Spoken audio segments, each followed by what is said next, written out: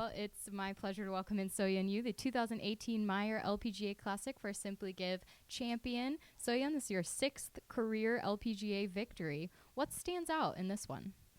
Um, well, if I look back on my season, I wasn't really satisfied with, and then I've been really, really struggle. I had a lot of crazy moments.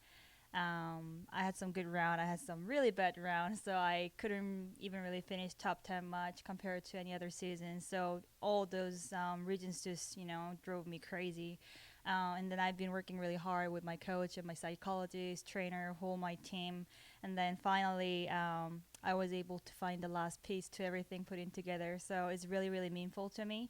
And then after I shot 8 under on Thursday, I just promised myself to, if I'm gonna win the tournament, I want to donate some money to Simply Give. Then I'm really happy to I can keep my promise.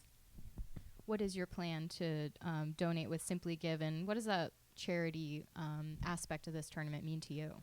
Well, I really like. I play with the president of Meyer, and then I we just spoke about the whole community thing, and then I really feel like Meyer's really engaged with this Grand Rapid community and just all this area's community, and then it's really cool to I can help someone out through the golf tournament. So, even though without my like effort, I just kind of like really easy to find a foundation to help someone's out. So I'm really happy to my talent can give something back to the community. Today on the golf course, several other players were making a charge up the leaderboard, kind of chasing you. Were you aware of that, or were you watching the leaderboard at all today? Incredibly, I was really calm today. Of course, I prayed like 1,000 times, but I was really calm. I was able to focus on my game instead of think about other players. And then, I think my caddy really tried to help me out to relax. Like he just kept talking about in like ordinary thing, and then that I think that really helped me. Also, I just keep talking myself to just trust yourself. Like I know I'm a great player. I know I can handle all the tough situation. Then I got this, and then I made it. What was the highlight of your round today? um, I would say 17. Without that birdie, maybe my last hole was been playing a little tough because I mean, I thought I hit a really great tee shot, but maybe wind took a bit more lefter than expected, and then ball ended up finished at the quite tough area. And I actually didn't know how many shot I'm leading for, but after I hit the second shot, on the putting green, I was able to see the leaderboard, and then I found out I was two shot leading the tournament. So that birdie putt was a bit more relaxed. What do you think this win's going to do for your confidence the rest of the season, especially with three majors coming up?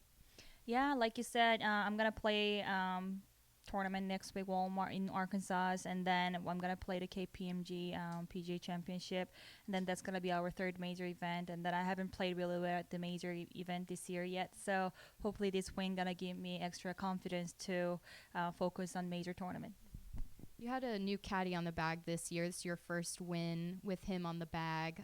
How special is that, and what's your relationship with him been like? I've known him since I joined the tour. He caddied for Kari Webb for like 15 years, and then Kari was one of the my idol star, and so I was able to get along with Michael even before he caddied for me. And then my previous caddy just wanted to stay in home, so we just been apart. And then I was lucky to have a Michael because Suzanne was pregnant, so she couldn't really play anymore. And then because he's such an experienced caddy, he's caddy for Kari for a long time, and then he's been in contention many many times. So I'm very lucky to have him. Like he's really really helpful on the golf course. He knows how to make me really relax, and he knows the all sort of history about the LPGA as well. So it's so much fun to have him on my back. Okay, we'll open it up for questions. Just raise your hand and we'll bring a microphone around. We've got one right there. Thank you.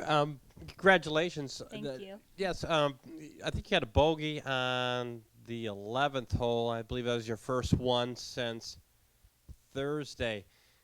You obviously were very resilient. Can you talk a little bit about your mindset after you got that bogey and as you continued forward? Well, actually, when I made the bogey at 11, I was quite upset because it's par five, and then I thought I was able to make a birdie instead of bogey, but I was able to make a birdie at 12, so I just make up pretty fast. So I think that birdie really helped me out to forget about that bogey. Like I try not to think about that bad shot. Like I think that's the key. You know, when you're playing golf, you sometimes you hit great shot, but because you're a human being, sometimes you hit bad shot. But it's really a matter of how quickly you forget about the bad shot. Because if you think about it, it's not gonna have a good effect to your future. Got a question in the front row here. I think you'd only played in this event one time 2 years ago, and not last year. What went into the decision to put this event back on your schedule? I was gonna play last year, but I was like really sick, so I couldn't play. That's why I pulled out, and then I missed the first Meyer event in 2014, I believe, and then I had a sponsor event in Korea, so I couldn't play. So I always wanted, since I played this tournament, I always wanted to come. This is such a nice area. I love this area. I love this golf course. Also, it's really cool to see when we play the tournament. You know, obviously a lot of people just riding a kayak, just going across the river. So it's really cool to see it. And well, after today, it's definitely gonna be my favorite stop. So, Ian, after you won co-Rolex Player of the Year last year, were you feeling a bit of pressure leading into this season? Yes, for sure. But I think it's just more about myself. It's not just from the outside. Just expectation level by myself is way too high. Like, I just want it to be perfect all the time, but as I said, because we're human being, we cannot really do it. But thing is, like, when it's not perfect, you know, I just need to let it go. But I just couldn't let it go. I just was like, why I couldn't finish top 10, why I couldn't win a tournament. So that made me really crazy. But I was lucky to have a lot of great peoples around me, and then that helped me out a lot. And then especially all the LPGA players, like, you know, we're competing each other on the golf course, but at the same time, we are the only one know how it's feeling, you know, on the golf course, and then being a professional golfer. So we really help each other a lot. Like, we just talk about how tough to be, you know, we talk about how we're going to improve this. So I am so lucky to have so many great people around me. Question in the back.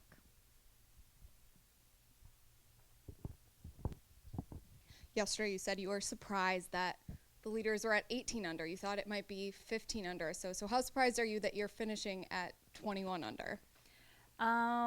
Well, actually, I didn't even realize I shot 5 under today. I was like so focused on each shot, I couldn't really see anything. And then I actually tried to avoid a look at the leaderboard. I just don't want it to compare it to other players. I really wanted to play my game. You know, sometimes it's really good to check what's going on, because, you know, you can decide you're going to play aggressive, or you're going to play just a little more like safety.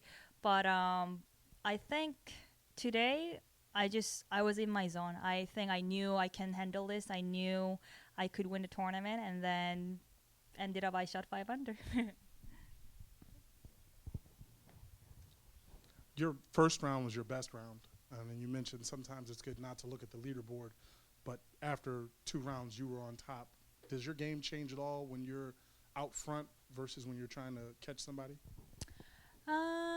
I don't think so. I think it's just more about I've been struggling with my putting so much this year, and then because of that, I've been working hard with my coach and with my psychologist, and then especially with my psychologist, we just try to make like everything simple. Just focus on routine, and then just stick to that routine no matter what. And then I think that was a really key point to. I mean, that was really helpful to make many birdies last 4 days. And then sometimes, I mean, it's really depends on how I'm feeling. Sometimes I love to be lead a tournament. Sometimes I just love to chasing the leader. I just cannot really pick only one. Like it's just really different feeling. But just I said, somehow I was really calm today, and then I got a lot of confidence. Then I knew I was able to catch the leader. So, Ian, UL International Crowns coming up in your home country of Korea. How much are you looking forward to that, especially with a win here? You've most likely secured your spot on the team. Actually, the UL International Crown was definitely made me motivated to play well. At the same time, definitely gave me extra pressure. Like, I don't want to miss that. You know, I really want to play that, but if I play bad, you know, 3 in a row, I might gonna miss the spot because so many great Korean players out there. But I'm kind of feel relieved right now.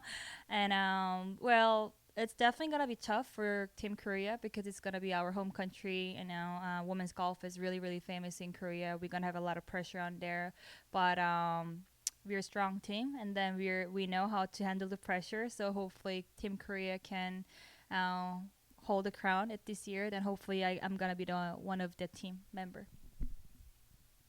Any other questions for our champion? All right, congratulations, Soyeon. Thank you.